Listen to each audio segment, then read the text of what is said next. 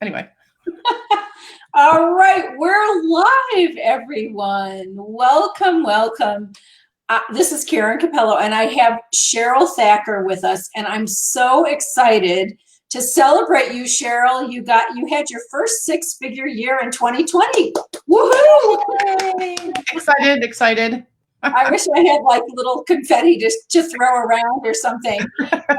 Really, really, thank you so much for being here with us with the coaches, because I want to ask you, how did this happen? What do you attribute it to? I know there are lots of coaches that are headed for six figures, so give us some tips. Okay. Well, a couple things. First and foremost is to always have your coach, because your coach is going to be the one that helps you to do that. And, you were my coach, for those that don't know. And I love Karen as my coach, and very inspirational, and also my perfect strategies to help, get to that next level. And we did that through QSI. And I love the QSI program. I went through it a couple times. And again, it's motivating. It keeps you accountable. You get to hear, a bunch of good strategies from Karen. And it was the push that I needed to really focus in on generating income. Because sometimes as a coach, like, we're so concentrated on, helping others and trying to like change the world. I say that, and I don't mean it in any bad way. I mean it for real. Like, we're here to change the world. That you don't really pay attention to the numbers. You don't pay attention to that back end stuff. And that's not good, right? So when you start to really look at it and you start to plan things out like we did in QSI, you start to realize, that there's things you can do here. There's things you can concentrate on. There are strategies that you can use, and you can really tie everything to the numbers. And I loved that we tracked our sales every week, because that's motivating, right? You have the goal, because for those that don't know, in QSI, you pick a goal, and then every week you put your how much you made towards that goal, and it gives you the percentage, and it just gives you the motivation, and you're able to, again, you're tracking it every week, so it's right there in front of you. Some other things were, consistency, showing up consistent. And, this is something that I've said for a long time, but it's one thing to say it, it's one thing to actually do it, right? So I was showing up consistently, and that's a habit now, basically. I'm, continuing to show up consistently. I mean, I was pretty consistent, but not like I wound up being, which is like every day, taking that marketing action, taking the speaking to people, getting out there and talking to people. That was so huge. And consistently talking to people, like not just once a quarter or, whenever you feel like you're in the mood. Just really being consistent with that, getting out, talking to people, reaching out to people. And the market research is really important too, because that gives you the data that you need in order to tweak your offerings, or to tweak your language, your marketing message language. Just seeing what people want out there that are in your target audience. So I think having your own coach, the consistency, the accountability, and then really focusing in on the numbers and what you want to reach. And if it's not the numbers, then maybe it's the number of people. Because I know some coaches don't really want to concentrate too much on the numbers. But then how many clients are you trying to serve? And make that your focus. So I think those are the kind of the main things that really helped me to make the push. Cheryl, I remember one kind of light bulb moment for you, and I think this is true for many coaches. You had like 5 or 6 challenges that you had created, and you were going to create another challenge, right? And like, we are all so prolific, all of us coaches, we're expansive. And I remember me saying to you, well, why don't you just repurpose a challenge you had like last year or 2 years ago? And you went, oh, that's such a relief, right? Yeah. So I actually have a total of 12 challenges. And I still have one more that I didn't finish. Like, I have pieces of it. I do love to do challenges, but yeah, really it's a lot of energy and it's a lot of time to create these, right? So that was a big aha moment, and then just also figuring out like how to use it strategically, right? Because although the intention was for the coaches, to be able to get things done in these challenges, part of it was because I liked them, Mm-hmm. right? And that's a big distinction between, I mean, we have to enjoy what we do, obviously, but we have to do what is best for the client and not necessarily us. Like we have to put their needs ahead of ours, or ahead of our wants. And so, although I enjoyed I loved doing challenges. It just wasn't making sense. It was too much for my coaches to do. It was, every month kind of switching off on things. It became overwhelming, I think. Nobody said that, but that's how I feel it wound up being. Yeah, and the first time, this is for all coaches out there. We've got a lot of comments. I'm going to go to those in a minute, but when you do something for the first time, you have to create the whole entire thing. All the graphics, all the emails, all the memes, everything, and it does take a lot of energy to do that. And then if you say, okay, I've done this, now let me go on and create another one and another one and another one, it takes a lot of energy. Cheryl, you have such great challenges out there. You have such a great branding that if you can read, the second time I ever did something was so much easier because all I did was just cue it up. Now it's all created.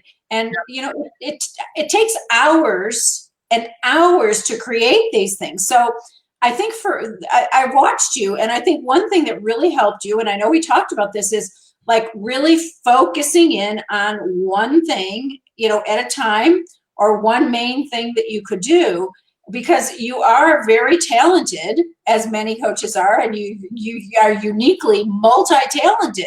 And when you start, we all start expanding, and I watched you do this. And it isn't like you're a brand new coach because you've been doing this a while. Yeah. So for me, what I saw was when you started focusing in and kind of narrowing in and repurposing what you already had, things really got interesting for you. Is that right? Oh yeah, absolutely. I've been coaching for over 11 years. And I really decided in the past 2 years that I was going to focus in on, growing my business. And it was just getting the focus and repurposing, and now I have a system, and I'm actually getting more this year.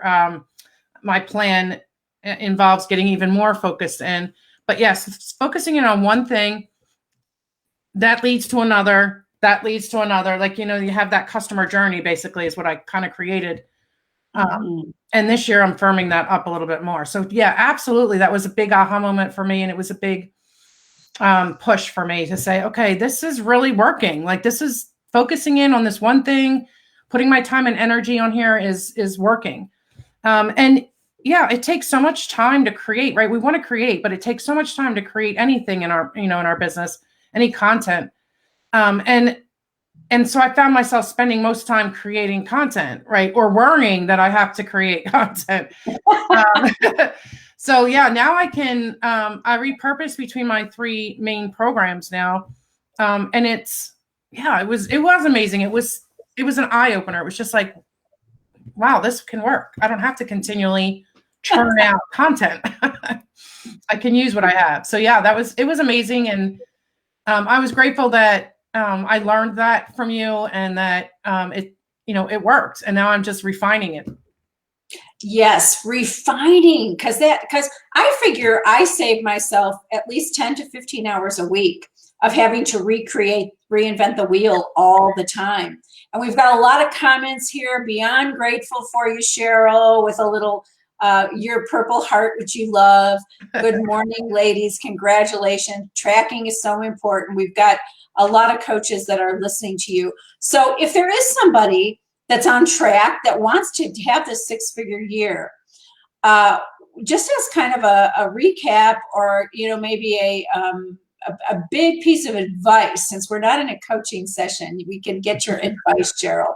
What would you say really made the biggest difference? Was it the power of one, or was it something else? I think it's hard to pick just one, but I think, I think the main thing was, right, that you actually showed me that. So, and you motivated me, and then you held me accountable to following through. So showing me that what the Power of One can do, first of all, just in looking at your business and how you run it, that's huge, right? If you find somebody that's emulating what you want to do, and you're aligned with it, that's, to me, that's like 90% of it, right? And then the second piece is the consistency. Just getting out there and, every day reaching out and talking to people and making connections. Because if you don't do that, you can create all you want, and you can do whatever you want in your business. It's just not going to reach anybody. Like, you have to talk to people. You have to find out their wants, their needs, their pain points, and how you can help them specific to them, and not how we think we can help them. It's usually something different. And Cheryl, I just want to say thank you for really the way you serve people, and for being humble enough to say, after 10 plus years in business, I'm still doing market research conversations, because I agree with you, and I do them too, because it helps us stay fresh. It helps us understand. And there is a certain idea of, we don't really know. I mean, we are not our clients right now, right? Right. Further along the path, that talk about that journey, and to be able to reach back. So I really want to acknowledge you for talking to your clients, finding out what they want and need. And, you're here to change the world. I know you are. And also, I love that you are emulating this idea of, I'm here to change the world, and I'm going to make money doing it. There's nothing wrong with making money. Like, somehow it's like we back away from this, but we're in a business. Right? So I want to ask you, Cheryl, what has it meant to your life to have this 6-figure business that you've created? Well, it's definitely created more freedom, less stress. I mean, when you want to reach a goal, I don't want to sound like I wasn't making any money, because I just wasn't where I wanted to be, which is a different level of freedom, right? Like, I have more freedom around my schedule. I have more freedom to make decisions. And for instance, next week we're going to Myrtle Beach, and we rented this big condo, and we're going to work from there, right? Like, to change up the scenery. I wouldn't have put that money out last year, before I made my goal, because it just wasn't a priority. And I was in the priority stage, like, okay, what do I have to spend here? What expenses do I have? Like, that kind of thing. But now I have that freedom, and freedom to me is everything. Like, just being able to choose what I want to do, when I want to do it. It doesn't have to be extravagant, but I want to be able to, or it can be extravagant because I choose it. Right. So I think that's the biggest impact, is it gives me that freedom. It also allowed me to do things like rent a huge house for my family. In the middle of COVID, we weren't able to see each other, and you had the travel restrictions, and I rented this 3-story thing with a game room and its own pool, and I've never done that before. And I was like, and I brought all my kids there, my mom, and we had an awesome week. So it creates the freedom in your time. It creates the freedom to be able to do things differently. And that is value to me, because that's downtime or recharge time that I didn't typically have before. And now I'm able to create that with this. That's so cool. I saw all those photos, Cheryl, of your family at the beach house. And of course, I know you're Italian, so am I, and there was a lot of food there. And my son's a chef. So yeah, he had created the menu, and we had this awesome food all week. I mean, it was really energizing in itself to be able to do that, and be able to treat my family like that. Yeah, it's amazing. So Cheryl, thank you so much. I really want to thank you for being a change agent in the world, for doing everything that you're doing to help the coaches. And tell us your website again. It's successfulcoaches.com. That's what I thought. So successfulcoaches.com, and especially for brand new coaches who are just starting out, or even life coaches. You work with a lot of different coaches, and I've moved into more of the business and corporate sector, but I know that you help even setting up businesses, startup, and all of that. So I really thank you for getting the coaches going in the world, for being that light, that bright light. And congratulations again for having your first 6-figure year. I know next year it's going to double plus, Yep. and it's going to just go up from there. Yeah. And thank you, Karen, for being that that light and that guide through reaching that goal. All right. Well, you heard it here first. How to get into your first six-figure year, or maybe your next six-figure year. Thank you, Cheryl, and bye-bye for now.